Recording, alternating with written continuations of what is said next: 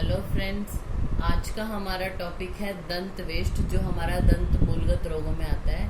दंत वेस्ट का वर्णन आचार्य सुश्रुत ने किया है दंत मूलगत रोगों में। आचार्य वाग्भट ने इसको दंत मूलगत रोग नहीं माना है। ठीक है, अब हम दंत वेस्ट की डिटेल पढ़ते हैं। तो इसके लिए आचार्य सुश्रुत क्या बोलते हैं? स्त्रवंती पूय रुधिरम, यानी स्राव होता है किसका? पूय और रुधिर, यानी पस है और जो ब्लड है उसका स्राव होता है। चला दंता भवंती चाहिए, बहुत इंपॉर्टेंट है। चला दंता भवंती चाहिए, यानी जो दांत होते हैं चल हो जाते हैं, यानी हिलने लगते हैं। दंत वेस्ट सविज्ञ, उसको हम दंत वेस्ट जानते हैं। दुष्ट शोणित संभव है, यानी दुष्ट शोणित की वजह से जो हो रहा है, यानी ये क्या है?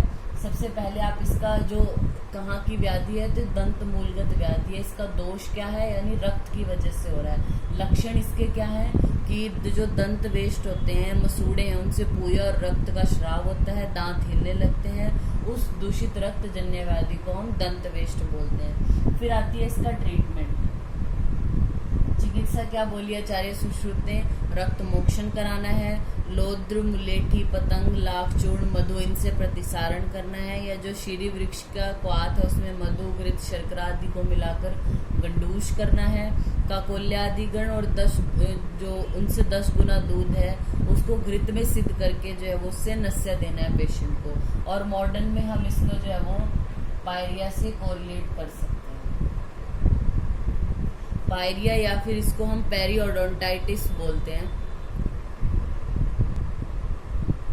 पायरिया को जैसा हमने बताया कि पेरियोडोंटाइटिस भी बोलते हैं। तो पायरिया होता क्या है? It is a serious gum infection that affect the membrane surrounding the root of the teeth and leads to loosening of the teeth, pus formation and shrinkage of the gum। क्या होता है कि ये serious gum infection है। जो root है, हमारे दांतों की जो रूट है, उसके सराउंडिंग में जो मेम्ब्रेन्स है उनको ये अफेक्ट करता है, जिसकी वजह से क्या होता है, वो जो गम है, गम मतलब जो रूट है उसके चारों तरफ जो गम है उसमें इन्फेक्शन हो गया, उसकी वजह से जो दांत है वो लूज हो जाएंगे, वहां पे पस फॉर्मेशन हो जाएगी और जो गम है उसकी श्रिंकेज हो जाएगी। It is caused by bacteria, that is periodontal bacteria. Normally ये जो बैक्टीरिया है हमारे जो है वो माउथ में प्रेजेंट होता है, लेकिन हार्मफुल कब होगा? जब हम इसके अकॉर्डिंग सिचुएशन बना देंगे और ये अपना नंबर बहुत ज़्यादा इंक्रीज कर ले। नॉर्मली तो होता है, लेकिन अगर हम अच्छे से हाइजीन मेंटेन ना रखें, किसी भी अदर कंडीशन की वजह से जो है वो ये बैक्टीरिया बढ़ने लगता है और ज़्यादा बढ़ेगा तो ये पायरिया कॉज कर देगा। ठीक है, ये 3 टाइप का होता है जो पायरिया है। पहला है इसका टाइप क्रॉनिक पेरियोडोंटाइटिस या क्रॉनिक पायरिया जिसको हम बोलते हैं। फिर एग्रेसिव और नेक्रोटाइजिंग। क्रॉनिक क्या है? It is most common type affecting mostly the adult and the children. This type is caused by plaque, की जो प्लाक फॉर्मेशन हो जाती है, जैसे जो हम बोलते हैं कि प्लाक फॉर्मेशन हो गई, यानी दांतों पे जो है वो मैल की तरह जो फॉर्मेशन हो जाती है उसको हम प्लाक बोलते हैं। उसकी वजह से जो होता है वो हमारा क्रॉनिक पायरिया है या क्रॉनिक पेरियोडोंटाइटिस है, और मोस्ट कॉमन है ये एडल्ट और चिल्ड्रन में। एग्रेसिव वाला जो होता है वो चाइल्डहुड में ज्यादा होता है। थर्ड टाइप है necrotising. It is characterised by death of the gum tissue. इसमें जो गम टिश्यू है वो बिल्कुल ही डेड हो जाते हैं, जो टूथ का लिगामेंट है वो डेड हो जाते हैं, जो सपोर्टिंग बोन है वो भी डेड हो जाते हैं। क्यों? Because of the lack of blood supply की वजह से। और नेक्रोटाइजिंग है जो उसके रिस्क फैक्टर कौन है? HIV है, जो कैंसर के पेशेंट होते हैं वो। फिर आते हैं जो पायरिया होता है उसके कॉजेज क्या हैं।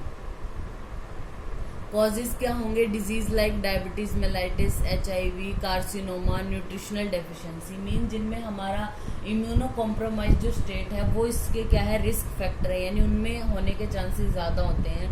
हार्मोनल चेंजेस की वजह से, टोबैको च्यूइंग या स्मोकिंग की वजह से, या फिर केमिकल्स की वजह से, जैसे अगर कोई स्ट्रॉन्ग माउथ वॉश यूज करते हैं तो उसकी वजह से हो सकता है।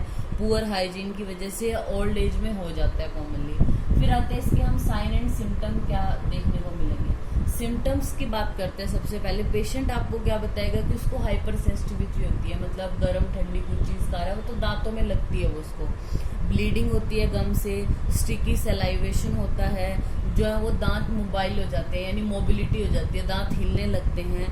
पस फॉर्मेशन होती है टूथ और गम के बीच में, वो आपको बताएगा जैसे कि पस निकलती है दांत और जो गम है उसका मसूड़े उनमें से पस फॉर्मेशन होती है। फिर आपको साइन क्या देखने हैं?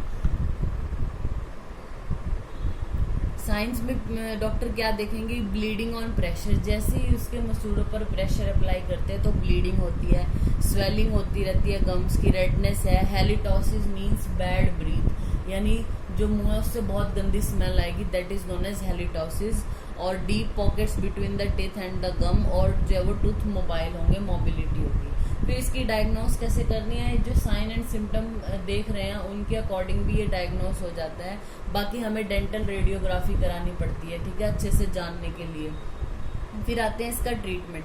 ट्रीटमेंट में क्या है, हमें जो है वो गुड ओरल हाइजीन को मेंटेन करके रखना है, स्केलिंग और क्लीनिंग करानी है। स्केलिंग क्या होता है, it is a procedure use to remove the infective deposits like plaque, calculus and stain forms, यानी जो हमारे दांतों पर प्लाक फॉर्मेशन हो गई है या जो कुछ भी हमारे दांतों पर चिपका हुआ है, अच्छे से ब्रश नहीं किया अगर किसी पेशेंट ने, तो प्लाक फॉर्मेशन हो जाती है, उसको हटाने के लिए जो प्रोसीजर होता है उसको हम स्केलिंग बोलते हैं। बाकी हम मेडिसिन दे सकते हैं, जैसे एंटीबायोटिक देनी है कि इन्फेक्शन ज़्यादा ना फैले, एनासिड्स देने हैं ताकि उसको पेन ना हो, और माउथ वॉश जो है वो अच्छे से करने को बोलते हैं, यानी ओरल हाइजीन अच्छे से मेंटेन करने को बोलते हैं पेशेंट को। तो ये हमारा टॉपिक हो गया पायरिया है, जिसको हम पेरियोडोंटाइटिस भी बोलते हैं, और आयुर्वेद में हम इसको दंत विष्ट से कोरिलेट करते हैं। Thank you.